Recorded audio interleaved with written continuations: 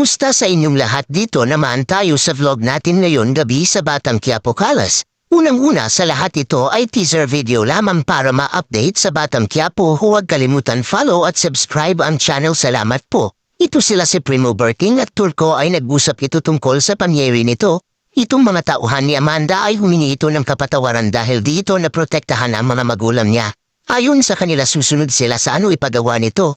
Ito si Yali ay nagdala ng kapale para kay Amanda ngunit ito nagalit si Amanda dahil siya yung may dahilan nito, pati si Lucio ay nagalit din kay Amanda nito. Ito si Lucio ay may plano na kumalas sa grupo nito dahil ito kay Amanda at gusto na nila kalayo ni Yali ito. Sabi pa ni Amanda nito na kailangan natin makalipat nito at may pera ako sa lumang bodega na katago ko, hanin yun para pamdagdag sa pag-umpisa para maps bagsak si Augustus pero di kasama si Lucio at Yali nito. Ito si Lucio at si Primo ay nag-usap nito kung saan parang ayaw na ni Lucio